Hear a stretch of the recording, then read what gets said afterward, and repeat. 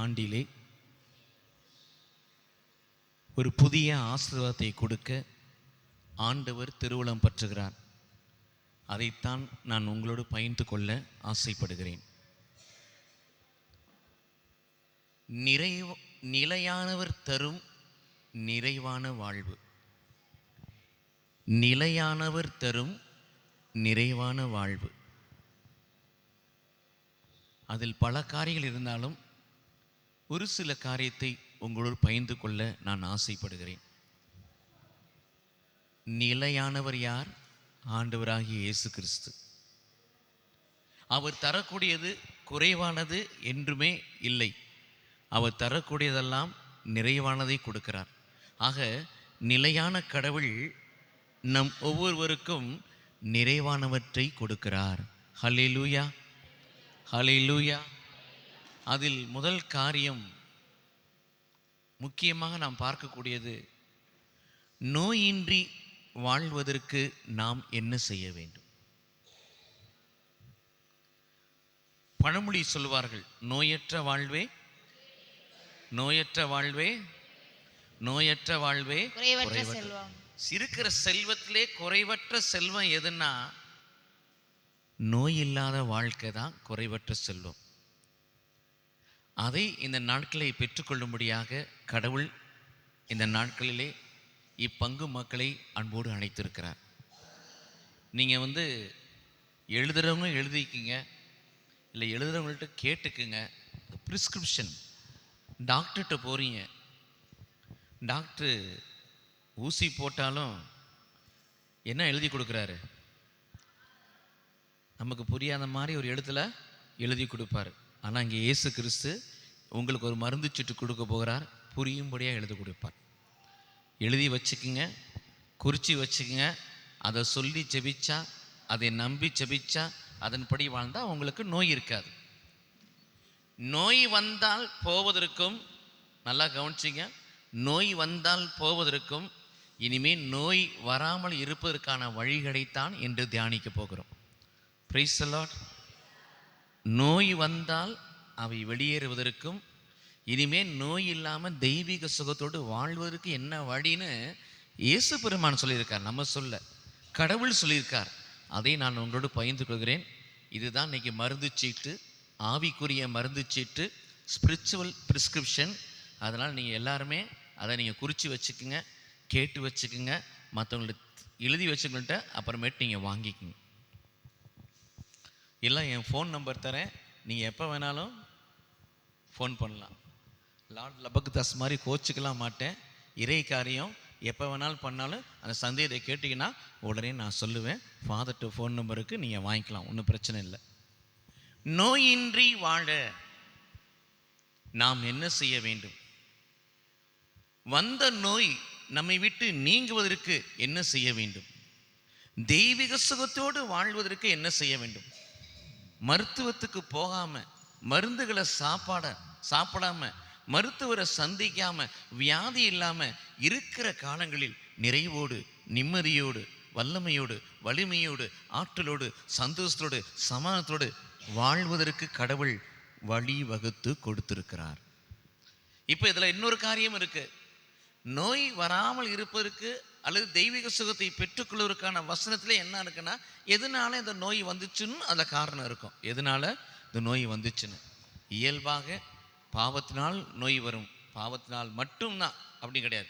பாவத்தினால் நோய் வரலாம், சாபத்தினால் நோய் வரலாம், இயற்கையினால் நோய் வரலாம், அல்லது உணவினால் நோய் வரலாம். இயற்கை எது வேணாலும் எல்லாத்துக்கும் ஒரு காரணம் இருக்குது.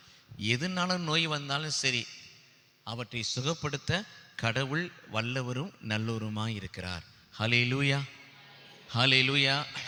ஒரு சில காரியங்களை உங்களோடு பகிர்ந்து கொள்கிறேன், நீங்களும் அதை மற்றோடு பகிர்ந்து கொள்ளுங்கள். நம்பர் 1, எபேசியர் 6ஆம் அதிகாரம் 2 முதல் 3. எபேசியர் 6ஆம் அதிகாரம் 2 முதல் 3. உன் தாய் தந்தையரை நீ போற்று, உன்னை பெற்றவங்களை நீ பேணி காத்து வளர்த்துக்கோ, உன் அம்மா அப்பாவை நல்லா பார்த்துக்கோ, வயசான காலத்தில் பார்த்துக்கோ, உன்னை பெற்றவர்களை, உன்னை பெற்ற தாய் தந்தையரை நீ போற்று, அப்பொழுது நீடூழி நலமாய் வாழ்வாய்.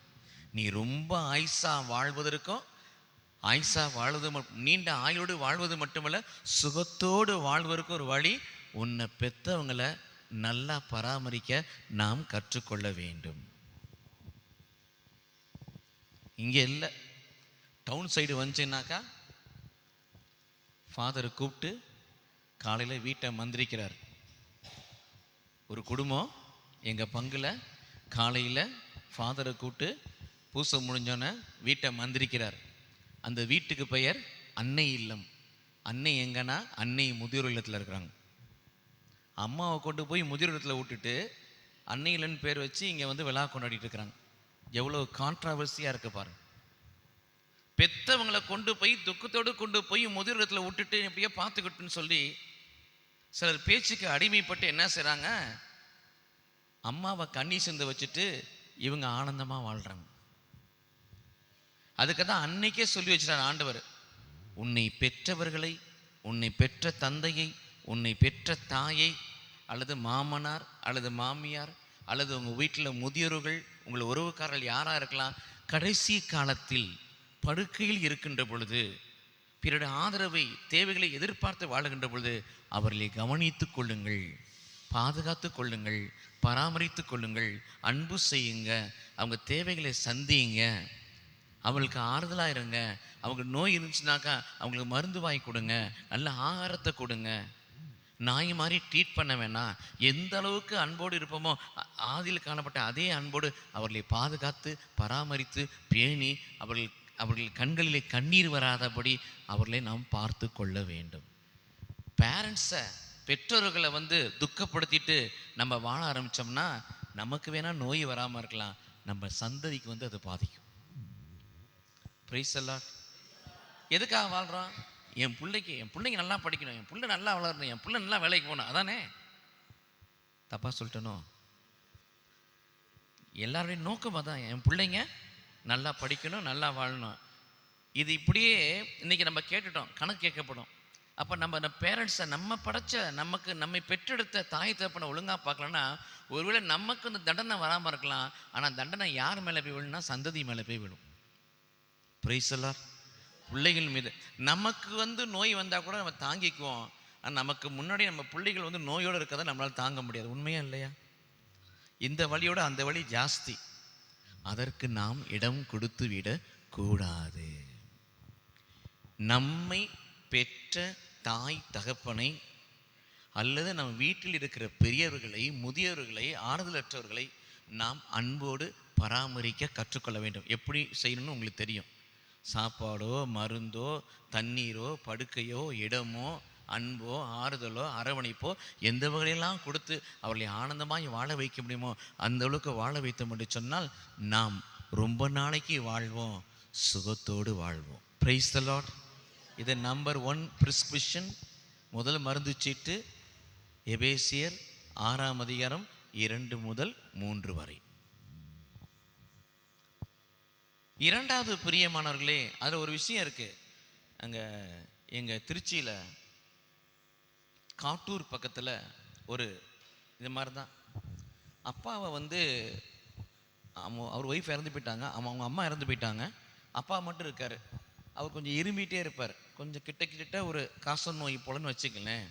அவர் இருமிகிட்டே இருக்க வசதி என்னன்னா, ஒரு காலகட்டத்தில் அவர் இறப்பதுக்கு ஒரு 3-4 காலகட்டத்தில் என்னென்னா திண்ணையில் படுக்க வச்சுட்டார். வசதியான குடும்பம் தான். திண்ணை பகுதி இருக்க சில திண்ணை மாதிரி வச்சுருப்பாங்க. நான் அப்படி இது பண்ண ஒரு நாயை படுக்க வைப்பது திண்ணையில் கட்டில் போட்டு அங்கேயே சாப்பாடு, அங்கேயே எல்லாம் அந்த மாதிரி படுக்க வச்சுட்டாங்க. பேரை மட்டும் போய் பாஸ்டரோட விளாண்டுட்டு வருவான். அப்போ அவர் மகனை கூப்பிட்டு சொல்கிறாரு, நான் வாழ்ந்து முடிச்சிட்டேன், நீ எனக்காக மனைவிட்ட சண்டை போட வேணாம், நீங்கள் வாழக்கூடியவங்க, நீங்கள் சந்தோஷமாக இருங்க, என்னுடைய கஷ்டம் என்னுடைய துக்கம் என்னோட போகட்டும்னு சொல்லிட்டார். அவர் பெருந்தன்மையோட அப்பா சொல்லிட்டார். அவர் ஒரு மாதிரி மத்தளத்துக்கு 2 பக்கெட்டு மாதிரி அவர் அப்படியே ஒரு மாதிரி தத்தளிச்சிட்டு இருக்காரு. அவர் ஒரு 6 மாதம் முன்னாடி இறந்து போகிறார். இறந்து போனதுக்கப்புறம் எல்லாம் முடிச்சதுக்கப்புறம் இறந்து போய் இருக்கிறப்ப ஒன்றும் தண்ணி கொடுக்க மாட்டாங்க. இறந்ததுக்கப்புறம் ஏகப்பட்ட தடப்படலாம் செய்வாங்க, உலகத்தில் அது உண்டு. எல்லாம் செஞ்சு பிடிச்சதுக்கப்புறம் அந்த பாடியெலாம் அடக்கப்பட்டதுக்கப்புறம் அந்த வீட்டில் பொருள்லாம் தூக்கி எறிவாங்களே, அப்போ தூக்கி பாய்த்தவனையெல்லாம் தூக்கி போகிறப்ப தட்டெல்லாம் தூக்கி போடுறப்ப பேரன் ஓடி போய் அந்த தட்டையும் டம்ளரையும் எடுத்துகிட்டு வந்துட்டான். போற சீக்கு அதெல்லாம் போய் எடுத்து எதுக்குள்ள எடுத்து வந்தார் திட்டாராப்பா. அம்மா இருப்பா, நாளைக்கு உனக்கு வயசாச்சுன்னா இந்த தட்டிலையும் இந்த டம்ளர்லையும் நீ தாத்தா கொடுத்தில அது மாதிரி நான் உனக்கு கொடுக்க வேணாமான்னு கேட்குறான். Price the Lord. எதை விதைக்கிறோமோ அது நிச்சயம் அறுத்தே ஆகணும். ஆனால் இதெல்லாம் மனசில் வச்சுக்கிட்டு இதுவரை அப்படி இருந்திருந்தால் அதற்கு ஒரு முற்றுப்புள்ளி வைத்துவிட்டு இனி நாம் கிறிஸ்துவுக்குள் வாழ்பவர்கள், கிறிஸ்துவோடு வாழ்பவர்கள், கிறிஸ்துவுக்காக வாழக்கூடியவர்கள். ஆகவே இறை வசனத்தின்படி வாழ நம் வாழ்க்கையை அமைத்துக் கொள்வோம். ஹல்லேலூயா, ஹல்லேலூயா, ஹல்லேலூயா. இரண்டாவது மருந்து சீட்டு விடுதலை பயணம் 23ஆம் அதிகாரம் 25ஆம் திருவசனம். இரண்டாவது மருந்து சீட்டு விடுதலை பயணம் 23ஆம் அதிகாரம் 25ஆம் திருவசனம். அது என்ன சொல்லுகிறது? ஒருவன் அனுதினமும் என்னை தொழுது வந்தால், ஒருவன் அனுதினமும் என்னை தொழுது வந்தால் அவன் உண்ணுகின்ற உணவையும் குடிக்கின்ற நீரையும் ஆசீர்வதித்து அவனுக்கு ஒரு நோய் வராமல் காப்பேன். அருமையான ப்ராமிஸ் பாருங்க. உதாரணமாக உங்கள் லாங்குவேஜ், நீங்கள் டெய்லி கோயிலுக்கு வந்தால் உங்களுக்கு நோய் இல்லைன்ற மாதிரி, ஓகேவா? நீங்கள் டெய்லி கோயிலுக்கு வந்தால், நீங்கள் டெய்லி வந்து கோயிலில் ஜெபம் பண்ணா, நீங்கள் டெய்லி வந்து ஆண்டவரை மன்றாடினா உங்களுக்கு நோய் வராதுன்னு கடவுள் சொல்லியிருக்கார். யாரெல்லாம் வரீங்கன்னு ஃபாதர் சொன்னால் எவ்வளோ சந்தோஷமாக இருக்கும். எனக்கு நைட் வந்து ஃபாதர் கடவுள் சொன்னார், எந்தெந்த பிள்ளைலாம் டெய்லி கோயிலுக்கு வருதோ, வந்து ஜெபம் பண்ணுதோ, திருப்பலியில் பங்கு பெறுதோ அந்த பிள்ளைங்களுக்கு நான் தெய்வீக சுகத்தை கொடுக்குறேன்னு எனக்கு கனவு வந்து ஃபாதர் சொன்னார்னு சொல்லி அவர் அறிக்கையில் சொன்னால் எவ்வளோ பேர் டெய்லி வருவோம். அதே தான் சொல்லி வச்சிருக்கார். விடுதலை பயணம் 23ஆம் அதிகாரம் 25. ஒருவன் அனுதினமும் என்னை தொழுது வந்தால், ஆராதித்து வந்தால், வணங்கி வந்தால், வழிபட்டு வந்தால் அவன் உண்ணக்கூடிய உணவு, குடிக்கக்கூடிய தண்ணீர், ஏன் சுவாசிக்கக்கூடிய காற்றையும் நான் ஆசீர்வதித்து அவனுக்கு ஒரு நோய் வராமல் காப்பேன். சாப்பிட்ற சாப்பாட்டில் தான் நோய் போகுது, குடிக்கிற தண்ணீரில் தான் நோய் உண்டாகிறது, சுவாசிக்கிற காற்றில் தான் நோய் வருது. அதனால தான் அவர் அப்பயே ஞானத்தோடு கடவுள் சொல்கிறார், நீங்கள் சாப்பிட்ற சாப்பாட்டை, குடிக்கிற தண்ணீரை நான் ஆசீர்வதிக்கிறேன், உனக்கு ஒரு நோய் வராது. எப்போ? என்னை டெய்லி நீ ஆராதிக்கிற பிள்ளையாக இருந்தார். ஹல்லேலூயா. இது திருவருகை காலத்துக்கு மட்டும் கடவுளை ஆராதிக்கக்கூடியவர்களாக, தவ காலத்துக்கு மட்டும் கடவுளை, திருவருகை காலத்துக்கு மட்டும் கடவுளை ஆராதிக்கக்கூடியவர்களாக, தவ காலத்துக்கு மட்டும் கடவுளை ஆராதிக்கக்கூடிய பிள்ளைகளாய் நாம் இருக்கக்கூடாது. Praise the lord, praise the lord. Daily சாப்பிட்றோமா? என்ன 40 நாள் ஃபாஸ்டிங் இருக்க மாதிரி எல்லாம் உம்முன்னு இருக்கீங்க. டெய்லி சாப்பிட்றோம்ல, டெய்லி வேலைக்கு போகிறோம்ல, டெய்லி பள்ளிக்கூடம் போகிறோம்ல, இந்த டெய்லி செய்ய வேண்டிய வேலையை ரொட்டீனாக செய்கிறோமா இல்லையா? டெய்லி தண்ணி பிடிக்கணும், டெய்லி சமைக்கணும். அப்போ அனுதினமும் செய்ய வேண்டிய வேலைகளை உலக பிரகாரம்லாம் செஞ்சு தான் ஆகணும். அந்த நிலையிலே நம்மை படைத்த கடவுளை நாம் அனுதினமும் ஆராதிக்க வேண்டும். ஆலயத்தில் நற்கரண ஸ்தாபம் பண்ணால் தான் ஆராதிக்கணும், கோயிலுக்கு வந்தால் தான் ஆராதிக்கணும் இல்லை. நீங்கள் கோயிலுக்கு வராத நேரத்தில் வீட்டுக்குள்ளே உட்காந்துட்டே நீங்கள் கடவுளை ஆராதிக்கலாம்.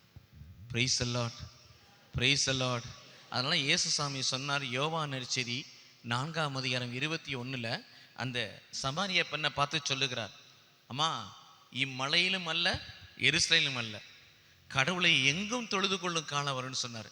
கோயிலுக்கு போய் தான் தொழுணும் இல்லை, அதான் நீ கோயிலுக்கு வர தப்புன்னு சொல்ல. அவர் அங்கே சொன்னது இம்மலையிலும் அல்ல. அப்போல்லாம் வந்து எருசலேம் ஆலயத்துக்கு போவாங்க, அல்ல மலை மேலே ஏறி போய் ஜெபம் பண்ணுவாங்க. அதுக்கு சொல்கிறார், இம்மலையிலும் அல்ல எருசலேமிலும் அல்ல, கடவுளை எங்கும் தொழுது கொள்ளும் காலம் வரும். அப்போ கடவுளை எப்படி தொழுது கொள்வது என்று சொன்னால் அவரே சொல்றாரு. யோவான் நற்செய்தி இயேசு பெருமான் சொன்ன வார்த்தை. யோவான் நற்செய்தி 4ஆம் அதிகாரம் 24 இயேசு பெருமான் சொல்லுகிறார், காலம் வருகிறது, வந்தே விட்டது, கடவுளுடைய மெய் அடியார்கள், கடவுளுக்கு பிரமாணிக்கமாக இருக்கக்கூடிய, கடவுள் மேலே பக்தியாக இருக்கக்கூடிய, கடவுள் மேலே நம்பிக்கையாக இருக்கக்கூடிய எப்படி ஆண்டவரை தொழுது கொள்வார்கள்லாம், கடவுளுடைய மெய்யடியார்கள் கடவுளை ஆவியிலும் உண்மையிலும் தொழுது கொள்வார்கள். ஆராதனை என்பது ஆவியிலும் உண்மையிலும் தொழுது கொள்வது. 4 பாட்டு பாடுறதுனால அது ஆராதனையாக மாறிடாது. 300 மணி நேரம் முட்டி போடுவதனால அது ஆராதனையாக மாறிடாது. 1000 ஸ்தோத்திரம் சொல்றதுனால அது ஆராதனையாக மாறிடாது. இயேசு பெருமான் அதையும் கடந்து ஒரு வழியை சொல்லுகிறார். ஆராதனை என்பது, தொழுது கொள்ளுதல் என்பது, வணங்குதல் என்பது, வழிபடுதல் என்பது உண்மையிலும் ஆவியிலும். என்னை நீ தொழ வேண்டும் என்று சொன்னால், என்னை நீ வணங்க வேண்டும் என்று சொன்னால், என்னை நீ வழிபட வேண்டும் என்று சொன்னால், என்னை நீ ஆராதிக்க வேண்டும் என்று சொன்னால், ஆவியிலும் உண்மையிலும் தான் கடவுளை ஆராதிக்க முடியும். என்ன சார் ஆவி உண்மை? உண்மைன்னா வேற ஒன்றும் இல்லை. நீங்கள் நானும் பார்க்கிற, படிக்கிற, கேட்கிற, சுவாசிக்கிற, விசுவாசிக்கிற, வாசிக்கிற இறை வார்த்தை தான். இந்த இறை வார்த்தையை உள்வாங்கணும். எப்போ இறை வார்த்தையை பார்த்தாலும், படித்தாலும், கேட்டாலும், வாசித்தாலும் நமக்கு ஒரு என்ன வரணும். இப்போ ஒரு அம்மா வாசிக்கிறாங்க, நீ தப்பாக நினச்சிக்காதீங்க. ஒரு அம்மா வந்து வாசிக்குது அப்படின்னா என்ன அர்த்தம்? ஒரு அம்மா ரீடிங் வாசிக்க போகிறாங்க, ஒரு பேச்சுக்கு சொல்ல வரேன். இன்றைக்கி போகிறவங்கள நினச்சிக்காதீங்க உடனே, அவங்கள இல்லை, யாரோ ஒருத்தர் போகிறாங்க, இங்கே இல்லை விடுங்க, வேறு கோயிலில் ஒருத்தங்க வாசிக்க போகிறாங்க. அப்புறம் அம்மா அப்படின்னு முக்குச்சின்னு வச்சுங்க. அதுக்கு என்ன அர்த்தம்? இதெல்லாம் ரீடிங் வாசிக்க போகுது. சேர சேட்டை என்ன சேட்டை, பேசுகிற பேச்சு என்ன, கெட்ட வார்த்தை என்ன, கொக்கரிக்கிறது என்ன, சண்டை போடுறது என்ன, சச்சரதை பண்ண, புருஷனை போட்டு ஏறி மிதிக்கிறது என்ன, தண்ணி குடத்தில் மற்றவங்களை போட்டு அடிக்கிறதுனா, இது ஏறி போகுது பார் அப்படின்றத சொல்லாமல் அப்படின்னால மேட்ரு முடிஞ்சு போச்சு. ப்ரைஸ் எல்லாம் எங்கள் சைடில் இப்போ இல்லை, இப்போ முடிஞ்ச சென்ட் ஆன்ஸ் கான்வென்ட் இருக்குது. அது சின்ன ஒரு பகுதி இருக்கும், ஆர்ஃபன்ஸ் பிள்ளைங்களாம் படிப்பாங்க அங்கே. அப்போ நாங்கள் என்ன சொல்கிறோம், அப்போ இப்போ இல்லை, இப்போ விட்டாச்சு. அப்போ வந்து டெய்லி நைட் ப்ரேயர், வாரத்தில் முதல் வெள்ளிக்கிழமை நைட் ப்ரேயர் நடத்துவோம். அப்போ நைட் ப்ரேயர் முடிச்சுட்டு ஃபாதர் வந்து இன்னொரு கோயிலேருந்து வருவார். எங்கள் ஃபாருக்கு டைம் இருக்கிறதுனால இன்னொரு ஃபாதர் வந்து அங்கே சின்ன ஃபாதர் வந்து மாஸ் வச்சுட்டு போயிடுவார். 4:30 மணிக்கு 5 மணிக்கு முடிஞ்சிடும், வீட்டுக்கு போயிடுவோம். நாங்கள் தான் ஸ்பீக்கர்லாம் வீட்டிலேருந்து எல்லாம் வாடகைக்கு எடுத்து வந்து அந்த சேப்பலில் வச்சு செஞ்சு மறுபடியும் எடுத்துகிட்டு போவோம்.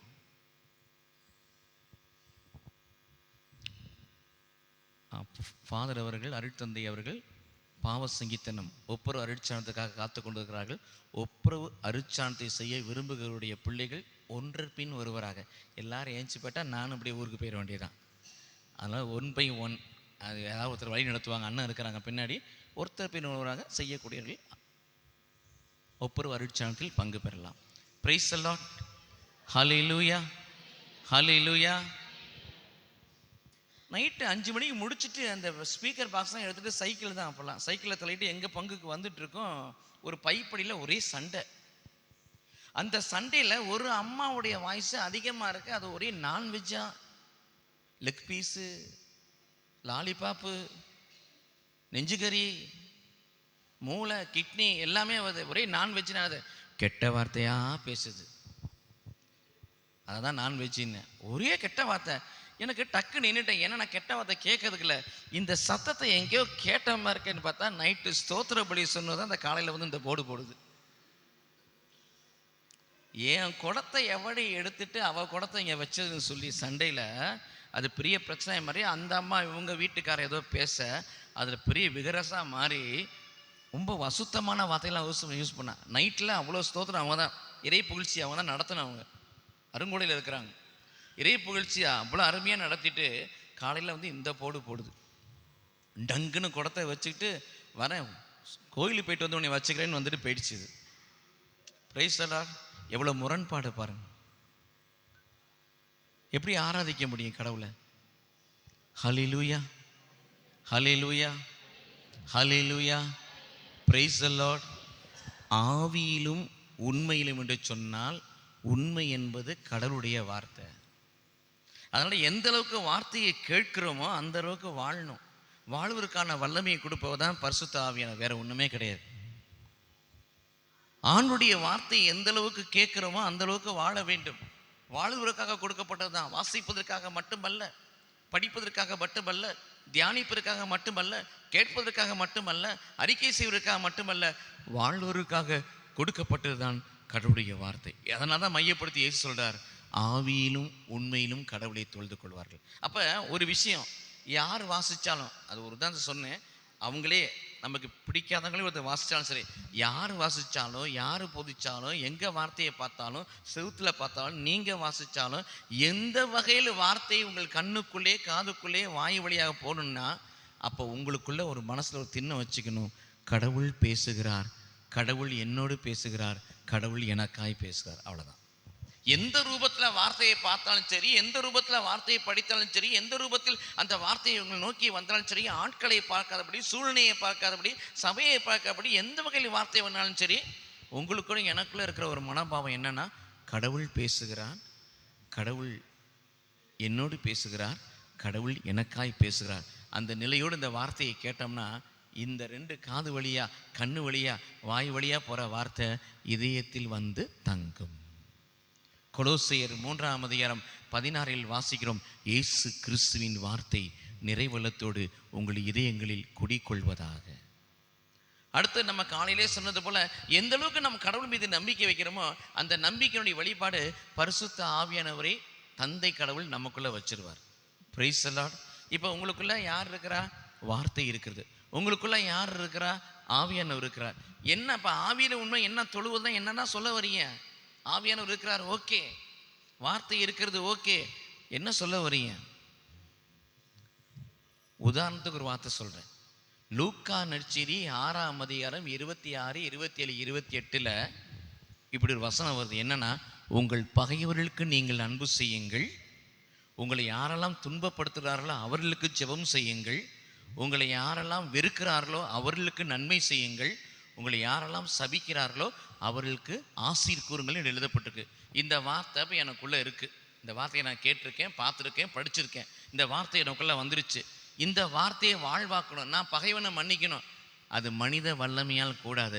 ஆனால் உங்களுக்குள் பரிசுத்த ஆவி இருக்கின்ற பொழுது மன்னிக்கும்படியாய் நம்மை நடத்துவார். புரியுதா உங்களுக்கு?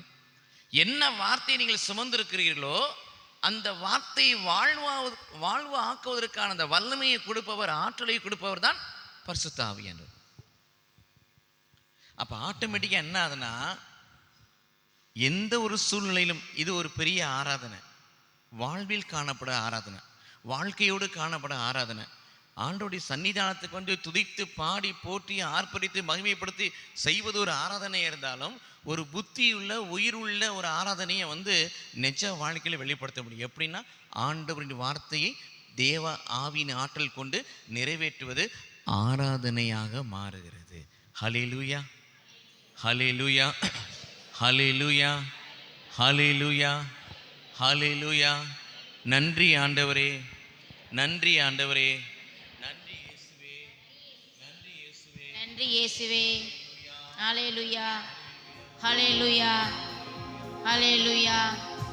யோசனையில் பெரியவரே, ஆராதனை ஆராதனை, செயல்களிலே வல்லவரே, ஆராதனை ஆராதனை. சேர்ந்து பாடுவோம்.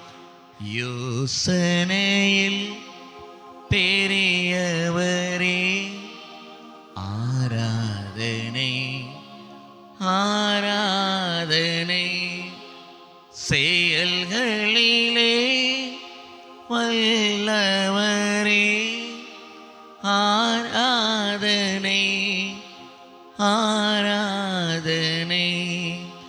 ஓசானா உன்னத தேவனே, ஓசானா ஓசானா ஓசானா. மீண்டும் பாடுவோம். ஓசானா உன்னத தேவனே, ஓசானா ஓசானா ஓசானா.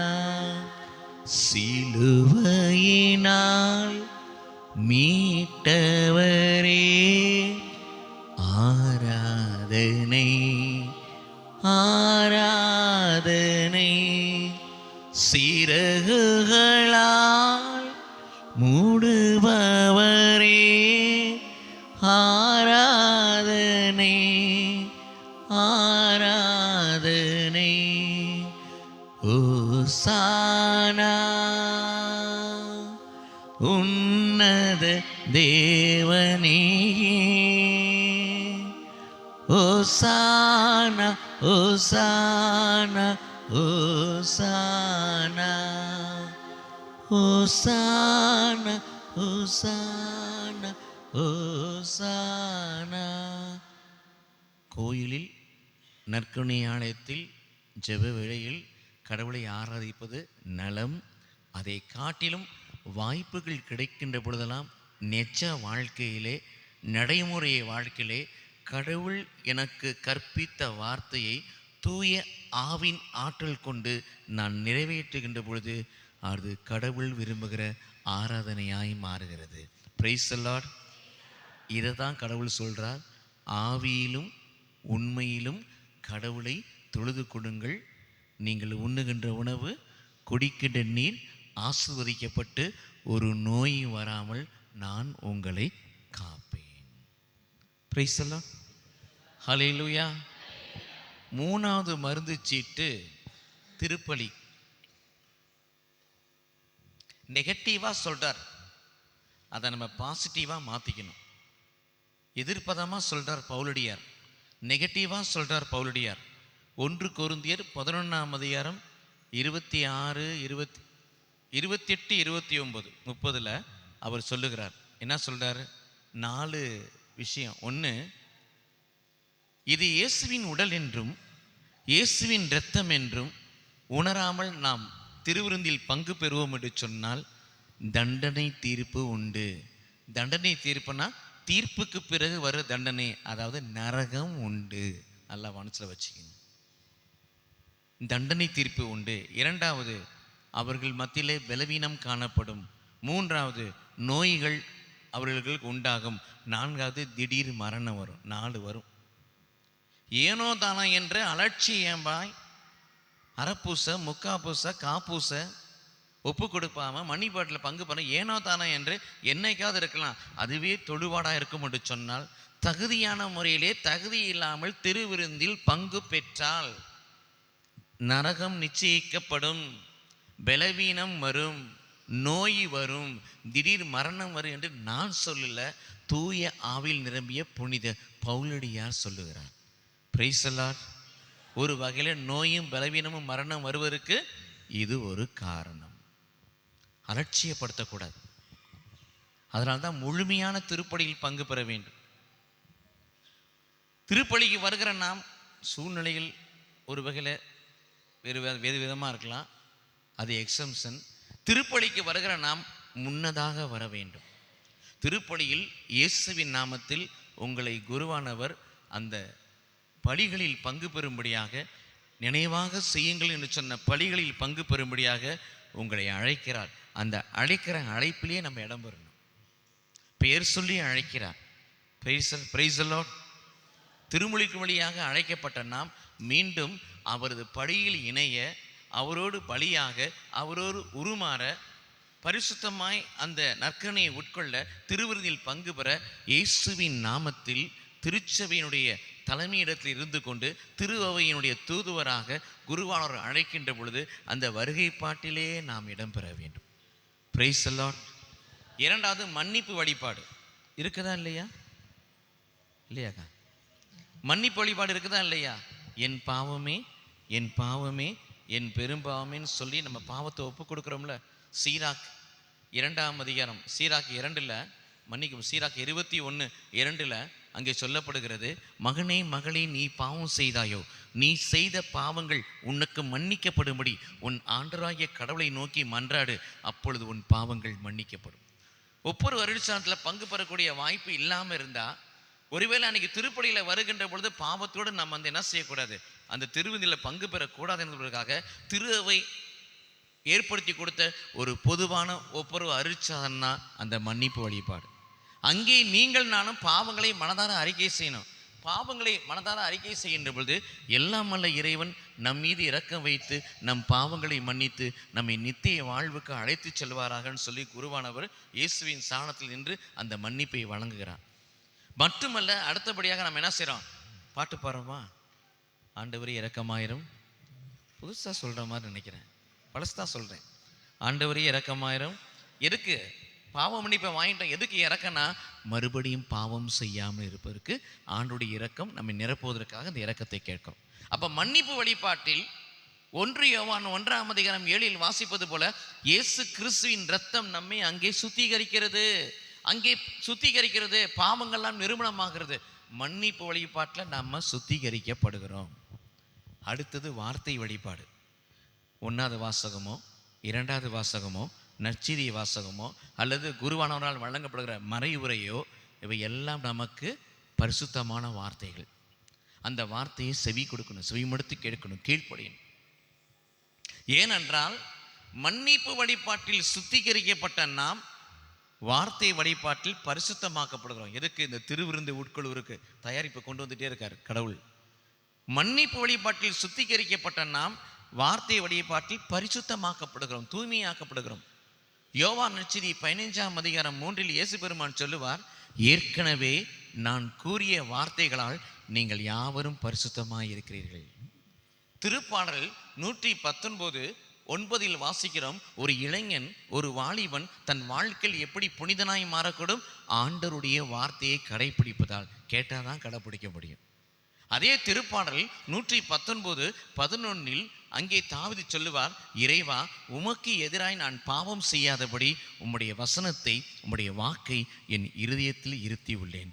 அப்போ ஆண்டுடைய வாக்கு, ஆண்டுடைய வசனம், ஆண்டுடைய வார்த்தையை நீங்கள் கேட்கிறப்ப, அதை தியானிக்கிறப்ப, அது உள்வாங்கிறப்ப அந்த வார்த்தை அந்த திருப்பலியிலே உங்களை பரிசுத்தமாக்குகிறது. Price the Lord. பாவம் அகற்றப்பட்டு சுத்திகரிக்கப்பட்டோம். 2வது வார்த்தையினால பரிசுத்தமாக்கப்பட்டோம். அடுத்தது எங்கே வரோம்னா காணிக்கை பவனிக்கு வரோம். இது ரொம்ப முக்கியமான நேரம். காணிக்கை பவனியில் நீங்கள் குருவானவர் அந்த திருவுடைகள்லாம் போட்டுட்டு வராங்கல்ல, அப்படி வணங்குறப்ப என்ன வணங்குறாங்க? யாரை வணங்குறாங்க? ஏய் சொல்லிரு அப்படின்னு முறைக்கிற மாதிரி இருக்கு. யாரை வணங்குறாங்க சிஸ்டர்? பலிபீடத்தை. நற்கணிநாதர்னு இல்லை, திருப்பலி நேரத்தில் குருவானர் எதை வணங்குனாங்க? பலிபீடம். திருப்பலி ஆரம்பிச்சோன்னே இந்த பலிபீடம் உயிருள்ள பலிபீடமாக மாறிடும். இயேசுதான் பலிபீடம், இயேசுதான் பலிபொருள், இயேசுதான் பலியிடுபவர், இயேசுதான் பலிபொருள். அவர் தான், எல்லாமே அவர் தான். அப்போ திருப்பலி எப்போ ஆரம்பிக்கிறாங்களோ இந்த பலிபீடம் உயிருள்ள பீடமாய் மாறுகிறது. அதனால தான் இது அர்ச்சிக்கப்பட்டு புனிதப்படுத்தப்பட்டு உருவாக்கப்படுது. பலிபீடம் லேசானது அல்ல. இறைவார்த்தையை சுமந்திருப்பது பலியிடம், பலிபொருளை சுமந்திருப்பது பலியிடம், நற்கணியை சுமந்திருப்பது பலியிடம், இயேசுவின் ரத்தத்தை சுமந்திருப்பது பலியிடம், இயேசுவின் ஆசீர்வாதத்தை சுமந்திருப்பது இந்த பலிபீடம். ஹல்லேலூயா, ஹல்லேலூயா. அப்ப அந்த பலிபீடத்தில் அப்பமும் ரசமும் வைக்கப்படுகிறது. நல்லா வச்சுங்க. அந்த பலிபீடத்தில் சாதாரண அப்பமும் சாதாரண ரசமும் வைக்கப்படுது. நீங்கள் ஒரு விஷயத்தை அப்படியே பின்னாடி போய் பாருங்க. பின்னாடினா அங்கிட்டு இல்லை, பின்னோக்கி பாருங்க.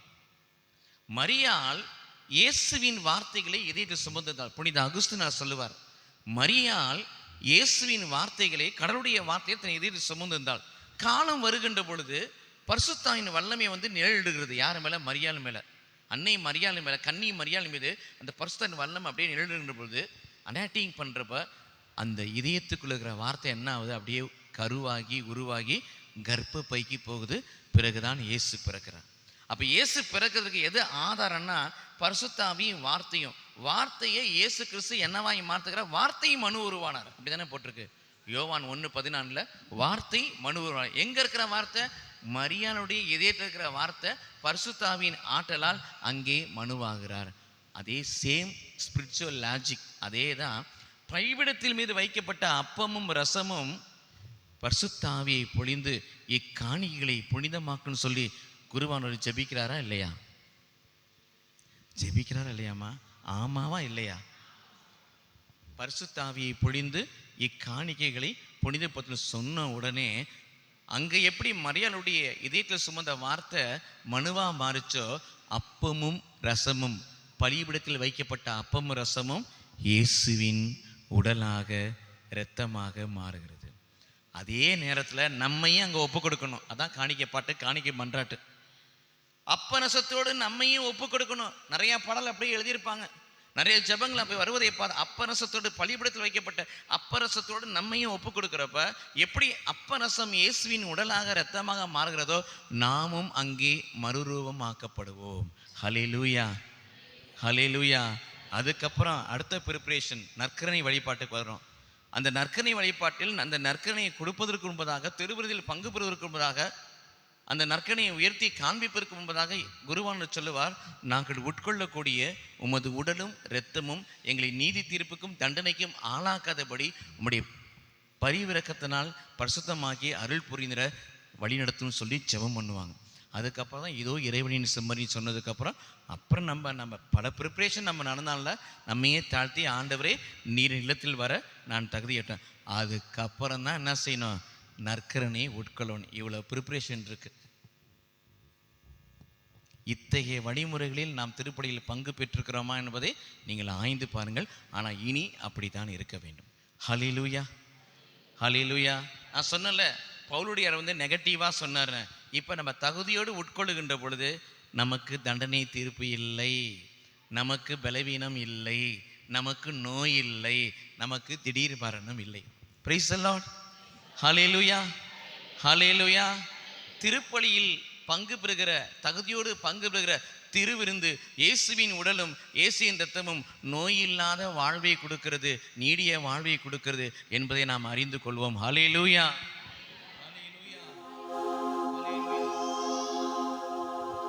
இறைவன் தரும் விருந்தீது, அதை உண்ண தடை என்ன? உரைய வரும் இறைவனை நாம் ஏற்க தடை என்ன? இறைவன் தரும் விருந்தீது, அதை உண்ண தடை என்ன? உரைய வரும் இறைவனை நாம் ஏற்க தடை என்ன? உள்ள கதவு திறந்தது, அதன் உள்ளே வாழுவாய்.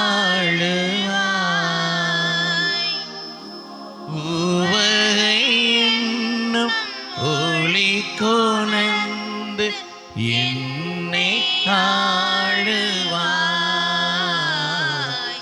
சிம்மரின் விருந்துக்கு அழைக்க பெற்றோர் பேரு பெற்றோர், அவ்விருந்தை உண்டிட சென்றிடுவோம்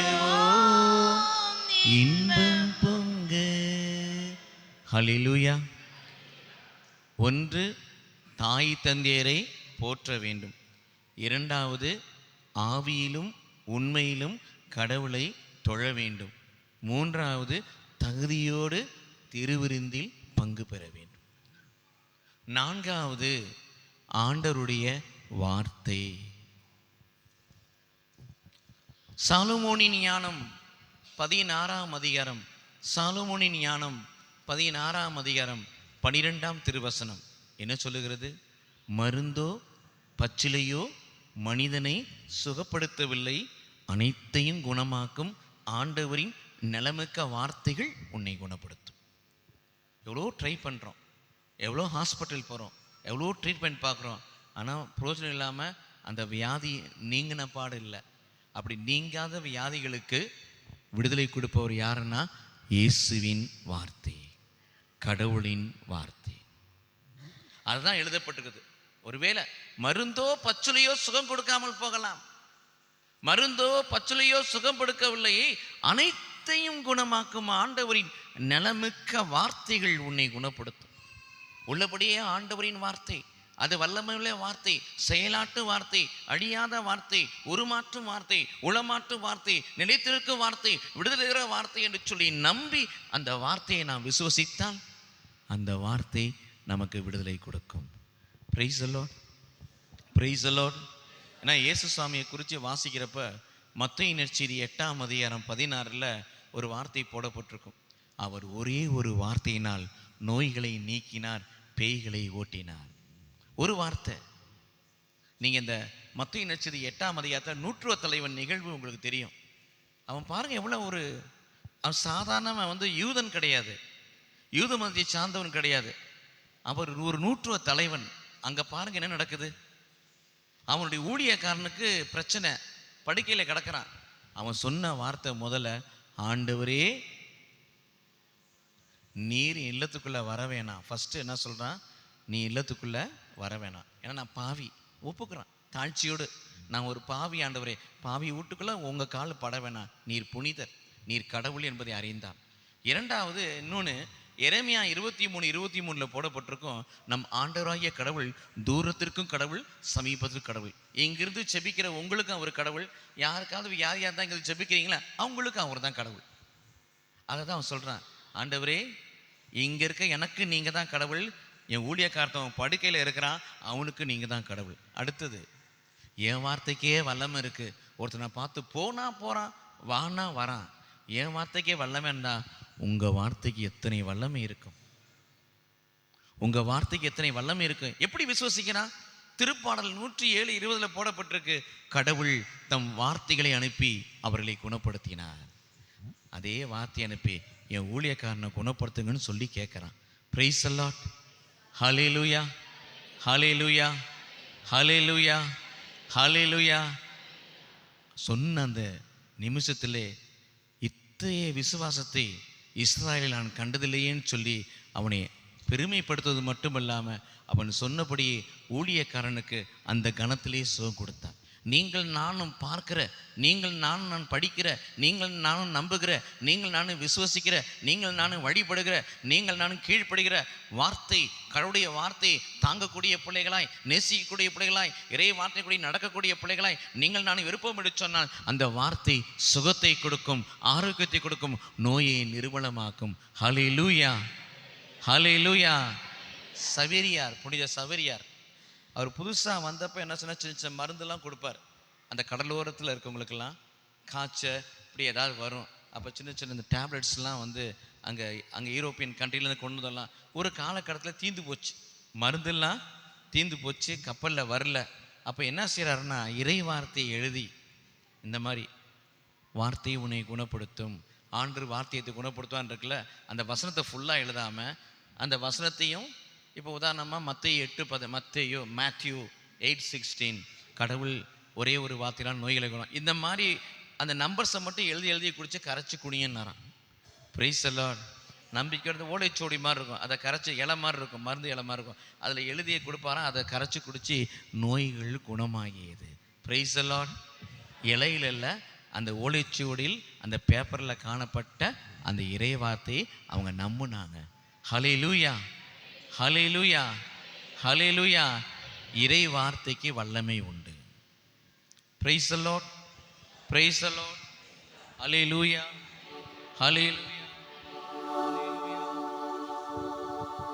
ஒரு வார்த்தை சொன்னால் குணமாகுவேன், உன் பார்வை பட்டால் சுகமாகுவேன்.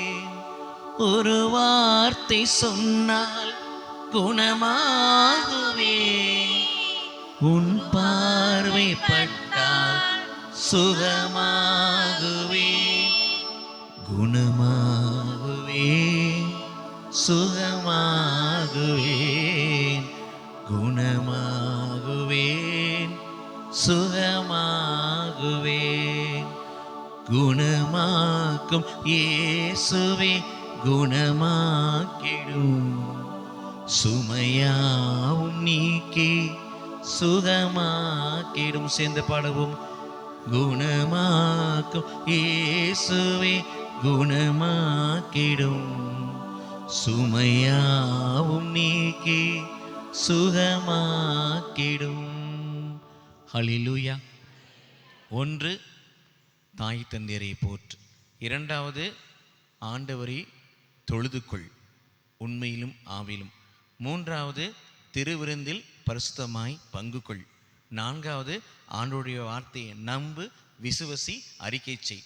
ஐந்தாவது, பிரியமானவர்களே, நம்பிக்கை அல்லது விசுவாசம்.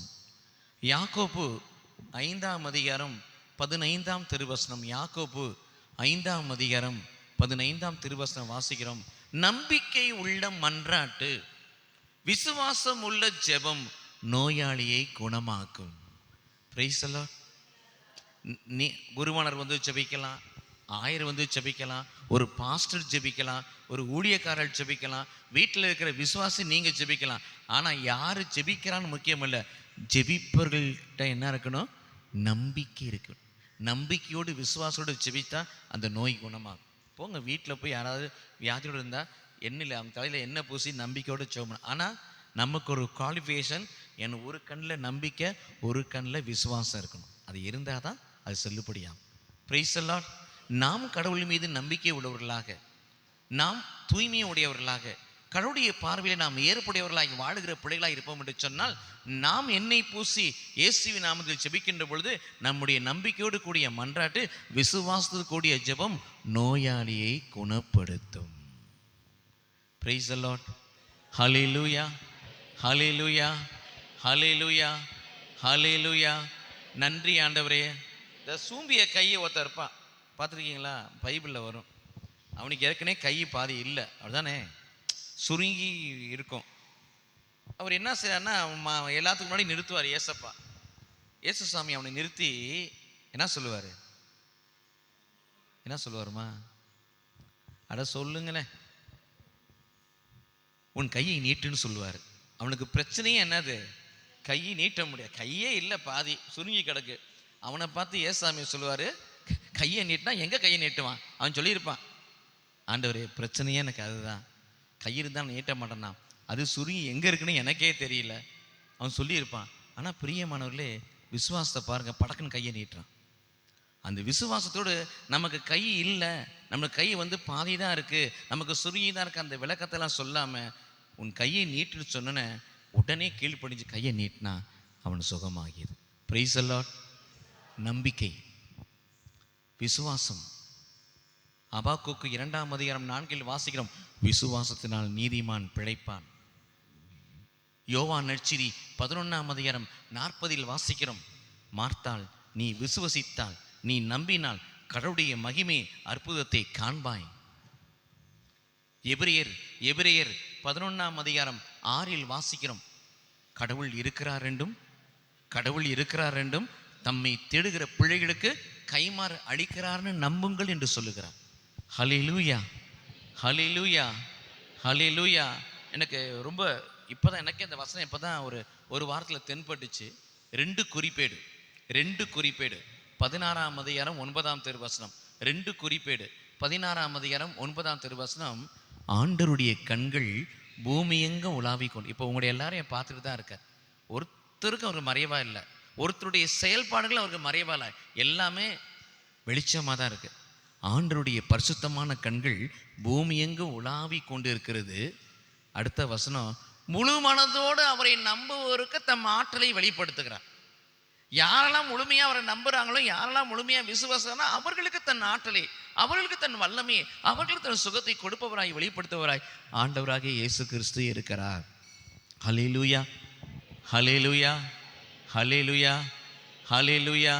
ஆண்டவர் இருக்கிறார். அவர் நேற்றும் ஏதோ என்னைக்கே அற்புதம் செஞ்சுட்டு போனவர் அல்ல. எபிரேயர் 13:8 வாசிக்கிறோம், நம்ம ஆண்டவராய் இயேசு கிறிஸ்து நேற்றும் இன்றும் என்றும் மாறாதவர். எதில் மாறாதவர்? குணப்படுத்துவதில் மாறாதவர், சுகப்படுத்துவதில் மாறாதவர், நலப்படுத்துவதில் மாறாதவர், அற்புதம் செய்வதில் மாறாதவர், தன் வல்லமையை வெளிப்படுத்துவதில் மாறாதவராய், மறவாதவராய், மனதுருக்கும் தெய்வமாய் இருக்கிறார். அவர் அப்படி இருக்கணும்னா நம்ம எப்படி இருக்கணும்? நம்ம நம்பிக்கையா இருக்கணும். ஹல்லேலூயா. உலகத்தின் மீது நம்பிக்கை வைக்கக்கூடாது. வேளாங்கண்ணிக்கு போகிறாங்க, பூண்டிக்கு போகிறாங்க, இடைக்காற்றுக்கு போகிறாங்க, போங்க, தவறே கிடையாது. திருத்தலங்களுக்கு செல்வது திருவையுடைய நோக்கம், தவறு கிடையாது. Price the Lord. ஆனால் எந்த விதமாக போகணும்? எங்கள் வீட்டு சைடு தான் அருங்கோடையில் இருக்கிறாங்க, ஜபத்துக்கு போகிறாங்க, பூசைக்கு போகிறாங்க, எல்லாம் செய்கிறாங்க. எங்கடா காலையில் ஆளை காணான்னு பார்த்தா எங்கே போயிட்டாங்க? வேளாங்கண்ணிக்கு போயிருக்காங்க. ஓ சரிங்க. அவங்க கார் வச்சுருக்கிறாங்க, கார் வச்சு போயிட்டாங்க வேளாங்கண்ணிக்கு. எய்த்தால பார்த்தா 4 டயருக்கு நடுவில் 4 எலுமிச்சை வச்சு நசுக்கி காரை எடுத்துகிட்டு போயிருக்காங்க. கார் இடத்துல 4 எலுமிச்சை நசுங்கி இருக்கு. ஒன்றும் ஆகக்கூடாதான். உன் நம்பிக்கை எங்கே இருக்கு? எலுமிச்சை பழத்தின் மீது இருக்கு. Price the Lord. இது விசுவாசமா? நீ வீடு கட்டு, ஓ மேலே கண்ணை வச்சுட்டு ஆனால் வேலைக்கு போவானாமா, படிக்க போவானாமா, சோறாக்க போனாமா, சமைக்க போவானா, வயலுக்கு போவானாமா? உன் வீட்டை பார்த்து வீடு கட்டினேன் கண்ணை வச்சுட்டு இங்கேயே உட்காந்துட்டு இருக்கணும். அதை ஒன்று தொங்க விடுறது. ஏன் நம்பிக்கை எங்கே இருக்குது? பூசணிக்காய் மேலே இருக்குது, கடவுள் மேலே இல்லை. குழந்தை அழுதுனா கிரேப் வாட்டர் கொடு, எண்ணெயை தடவு, இல்லை என்னன்னு பாரு, மருத்துவத்தை பாரு. எழுத்து வீட்டுக்காரி முறைச்சி பார்த்தா சாப்பாடு ஊட்டுறப்ப அதுதான் என் குழந்தை இந்த கத்துது. விசுவாசம் எங்கே இருக்குது பாருங்க. உடனே கழிச்சு கட்டி அப்படி சூடத்தை கொளுத்தி போடுறது. சூடத்தின் மீது, மிளகாயின் மீது, அந்த தண்ணீரின் மீது நமக்கு விசுவாசம். பூனை குறுக்க போதில்ல கிளம்புறப்ப, எங்கள் பூனைக்கு ஏதாவது டிராபிக் ரூல்ஸ் அண்ட் ரெகுலேஷன் நமக்கே தெரிய மாட்டேது. பூனைக்கு தெரியுமா? அதோட சுவாவமே குடுக்க நெடுக்க தான் ஓடும். உடனே அதுவே பூனை குறுக்க போச்சு, நல்ல சகனம்ல. என் நம்பிக்கை எங்கே போகுது? பூனை மேலே போகுது. பார்த்தீங்களா நான் சொன்ன? பார்த்தீங்களா நம்பிக்கை எங்கே போகுது? பள்ளி மேலே போகுது. பிரதர், நேற்று தான் புது வண்டி வாங்கினீங்க, ஒரு வாரம் ஆச்சு, அந்த வண்டியை காண வேற வண்டியை ஓட்டினீங்க. வண்டி பன்னி மேலே மோதிடுச்சு, அதனால் விற்றுட்டேன். ஏன்னா இனிமேல் ஓட்டினா என்ன ஒரு ஆக்சிடென்ட் ஆகாமல். என் நம்பிக்கை எங்கே இருக்குது? பன்னி மேலே, கூண்டுக்குள்ளே இருக்க கிளி மேலே. இப்படி தான் நம்பிக்கையெல்லாம் போயிட்டுருக்கு. இந்த நம்பிக்கை வேண்டாம். இவற்றையெல்லாம் உண்டாக்கிய கடவுள் மீது நாம் நம்பிக்கை வைக்க வேண்டும். Praise the lord. Hallelujah, hallelujah, hallelujah, hallelujah. விசுவாசத்தினால் நீதிமான் பிழைப்பான், விசுவாசியே பதறாதே. விசுவாசத்தினால் நீதிமான் பிழைப்பான், விசுவாசியே பதறாதே. கலங்காதே திகையாதே விசுவாசியே, கலங்காதே திகையாதே விசுவாசியே. கல்வாரி நாயகன் கைவிடாரே, கல்வாரி நாயகன் கைவிடாரே. விசுவாசத்தினால் நீதிமான் பிழைப்பான், விசுவாசி பதறாதே. தந்தை தாய் என்னை வெறுத்திட்டாலும், வந்த பாசங்கள் அருந்திட்டாலும், தந்தை தாய் என்னை வெறுத்திட்டாலும், வந்த பாசங்கள் அருந்திட்டாலும், நிந்தை தாங்கிட்ட தேவன் நம்மை, நிந்தை தாங்கிட்ட தேவன் நம்மை சொந்த கரங்கள் அணைத்துக் கொள்வார், சொந்த கரங்கள் அணைத்துக் கொள்வார். விசுவாசத்தினால் நீதிமான் பிழைப்பான், விசுவாசியே பதறாதே. விசுவாசத்தினால் நீதிமான் பிழைப்பான், விசுவாசியே பதறாதே. கலங்காதே திகையாதே விசுவாசியே, கலங்காதே திகையாதே விசுவாசியே. கல்வாரி நாயகன் கைவிடாரே, கல்வாரி நாயகன் கைவிடாரே. விசுவாசத்தினால் நீதிமான் பிழைப்பான், விசுவாசியே பதறாதே. Praise the lord. Hallelujah. Number 1 super, தாய் தந்தரை போற்று. நம்பர் 2 ஆவியிலும் உண்மையிலும் கடவுளை தொழுது கொள். நம்பர் 3 பரிசுத்தோடு ஆயத்தத்தோடு திருவிருந்தில் பங்கு கொள். நம்பர் 4 ஆண்டுடைய வார்த்தையை நம்பு. நம்பர் 5 ஆண்டவர் மீது நம்பிக்கை வை.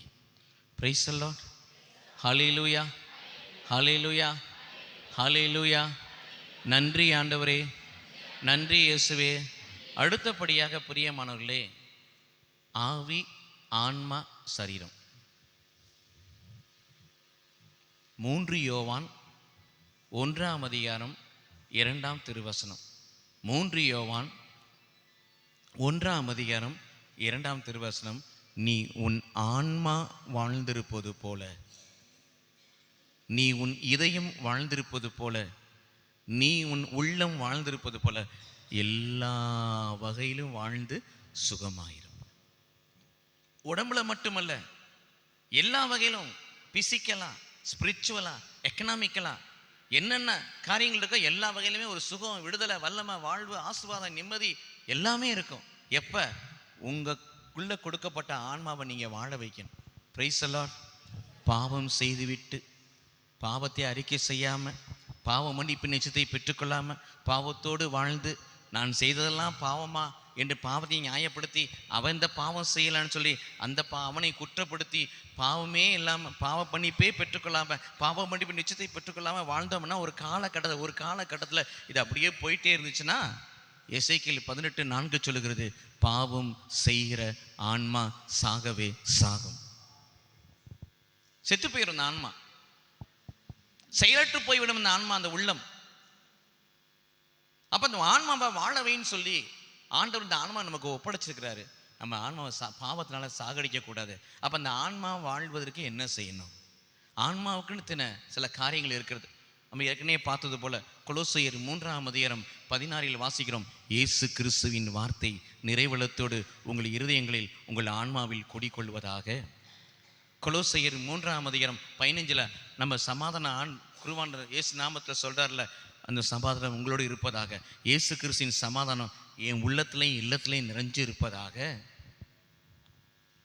ரோமர் 5:5 வாசிக்கிறோம், கடவுள் பரிசுத்த ஆவியின் வழியாக நம் இருதயங்களில் நம்முடைய உள்ளங்களில் அவர் அன்பை ஊற்றுவாராக. கலாத்தியர் 4:6 வாசிக்கிறோம், கடவுள் தன் மகனுடைய ஆவியை நம் ஆன்மாவில் நம் இதயத்தில் வைப்பாராக. எல்லாவற்றுக்கும் மேலாக திருப்பலியிலே இயேசு கிறிஸ்துவின் இரத்தத்தையும் இயேசு கிறிஸ்துவின் உடலையும் தகுதியோடு நாம் உட்கொள்ளுகின்ற போது அது ஆன்ம உணவாக ஆன்ம பானமாக மாறுகிறது. இதையெல்லாம் அந்த ஆன்மாவுக்கு கொடுத்தா, பாவம் இல்லாமல் இருந்தா, பாவ மன்னிப்பு நிச்சயத்தை பெற்றுக்கொண்டா இந்த ஆன்மா வாழ ஆரம்பிக்கும். Praise the lord. Hallelujah, hallelujah, hallelujah, hallelujah, hallelujah. ஏன்னா 1 தெசலோனிக்கர் 5:23 1 தெசலோனிக்கர் 5:23 அதான் சொல்லுகின்றது, இயேசு கிறிஸ்து வருகின்ற பொழுது உங்களை ஆவியும் ஆன்மாவும் சரீரமும் குற்றமின்றி பழுதின்றி பரிசுத்தமாய் பாதுகாக்கப்படுவதாக. அது ஆன்மா ரொம்ப முக்கியம், உள்ளம் ரொம்ப முக்கியம், இதயம் ரொம்ப முக்கியம். ஏன்னா ஆன்மாவுக்குள்ளதான் இதயத்துக்குள்ளதான் எல்லா தீமையும் போய் உள்ள உட்காருது. எரேமியா 17:9 வாசிக்கிறோம், இதயமே இருக்கிறதுல எல்லாவற்றிலும் வெறும் சீர்கேடா இருக்குன்னு சொல்ல. ரொம்ப கெட்டு போன இடம் எதுன்னா மனிதனுடைய இதயம் என்று சொல்லப்படுகிறது. அங்கே எரேமியா சொல்லுகிறார், ஹல்லேலூயா. அவற்றுக்கெல்லாம் இடம் கொடுக்காதபடி ஆண்டவரின் அன்பை, ஆண்டவரின் வார்த்தை, ஆண்டவரின் மகிமை, ஆண்டவருடைய வல்லமை, ஆண்டவருடைய சரீரத்தை, ஆண்டவருடைய ஆவியானவரே, ஆண்டவருடைய இரத்தத்தை சுமக்கிற இந்த ஆன்மாவாய் இந்த ஆன்மா இருக்கும் என்று சொன்னால் இந்த ஆன்மா வாழ ஆரம்பிக்கும். ஹல்லேலூயா, ஹல்லேலூயா, ஹல்லேலூயா, ஹல்லேலூயா, ஹல்லேலூயா, ஹல்லேலூயா. அப்பா, என்னை முழுவதும் அர்ப்பணித்தேனையா, உயிரோடு இருக்கும் நாளெல்லாம் உமக்கு சொந்தமையா. அப்பா, என்னை முழுவதும் அர்ப்பணித்தேனையா, உயிரோடு இருக்கும் நாளெல்லாம் உமக்கு சொந்தமையா. அர்ப்பணித்தேன், நான் அர்ப்பணித்தேன், அர்ப்பணித்தேன், நான் அர்ப்பணித்தேன். என் ஆவி ஆன்மா சரீரம் அர்ப்பணித்தேன், என் ஆவி ஆன்மா சரீரம் அர்ப்பணித்தேன். அப்பா, என்னை முழுவதும் அர்ப்பணித்தேனையா, உயிரோடு இருக்கும் நாளெல்லாம் உமக்கு சொந்தமையா. உள்ளமுடல் எல்லாமே உமக்கு தந்தேனையா, உள்ளமுடல் எல்லாமே உமக்கு தந்தேனையா. ஒரு கள்ளம் கபடு இல்லாம பார்த்து கொள்ளுமையா, ஒரு கள்ளம் கபடு இல்லாம பார்த்து கொள்ளுமையா. அர்ப்பணித்தேன், நான் அர்ப்பணித்தேன், அர்ப்பணித்தேன், நான் அர்ப்பணித்தேன். என் ஆவி ஆத்ம சரீரம் அர்ப்பணித்தேன், என் ஆவி ஆத்ம சரீரம் அர்ப்பணித்தேன். அப்பா, என்னை முழுவதும் அர்ப்பணித்தேனையா. உயிரோடு இருக்கும் நாளெல்லாம் உமக்கு சொந்தமையா. Price the Lord. நான் 2 காரியங்கள். ஒன்று, தெய்வ பயம். தெய்வ பயம் வேணும். Praise the lord. ஹல்லேலூயா. தெய்வ பயம்னா ஒன்றும் இல்லை. இருள் இருக்கு, ஒளி இருக்கு. ஒளியை பற்றி கொண்டால் அது தெய்வ பயம். இல்லை, இருள் தான் வேணும்னு சொன்னால் தெய்வ பயம் இல்லைன்னு அர்த்தம். இங்கே இருக்கிறோம், போகிறப்ப திடீர்னு பார்க்குறப்ப யாராவது எல்லாம் கும்பலாக பூசை முடிச்சு போகிறோம். ஒரு ஸ்டெட்டு கௌரிங்கள கோல்டு கீழே இருக்குது. ஆண்டவர் கொடுத்த பெரிய ஆசீர்வாதம். Price the lord. ஹல்லேலூயா அப்படின்னு எடுத்துகிட்டு போயிட்டேன்னு வச்சுங்க, என் தெய்வ பயம் இல்லைன்னு அர்த்தம்.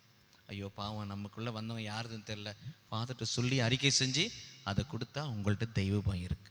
ஹல்லேலூயா, ஹல்லேலூயா. ஒருத்தர் கண்ணா பண்ணான்னு திட்டுறான், உனக்கு மட்டுமா திட்ட முடியும்? மகளே, எனக்கு நாவு இருக்கு அப்படின்னு சொல்லி நம்ம அடித்தோன்னு வச்சுங்க, என் தெய்வ பயம் இல்லைன்னு அர்த்தம். போ, உன்கிட்ட தீமை இருக்கு, நீ பேச, உன்னை கடவுள் மன்னிப்பார், சபிப்பாரா இல்லை மன்னிப்பாரான்னு சொல்லிட்டு நம்ம பாட்டு நம்ம பேசாமல் போயிட்டா எனக்குள் தெய்வ பயம் இருக்கு. சின்ன சின்ன விஷயம், அவ்வளோதான். இங்கே என்ன சொல்கிறாருன்னா, மலாக்கியா 4ஆம் அதிகாரம்,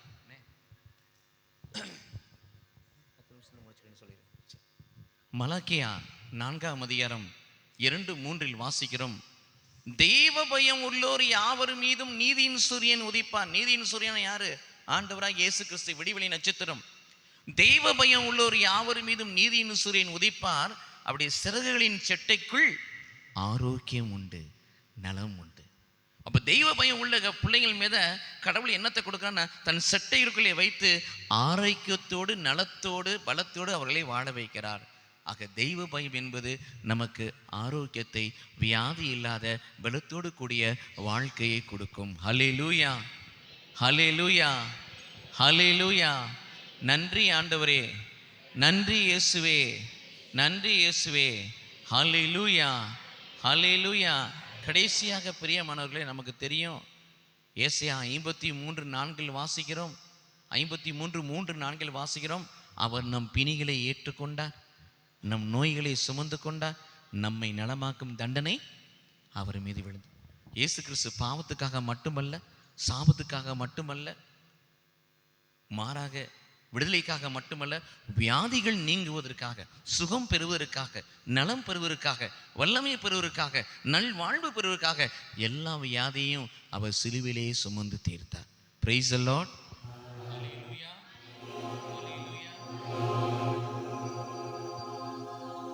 இயேசு நம் பிணிகளை ஏற்றுக்கொண்டார், நம் நோய்களை சுமந்து கொண்டார். இயேசு நம் பிணிகளை ஏற்றுக்கொண்டார், நம் நோய்களை சுமந்து கொண்டார்.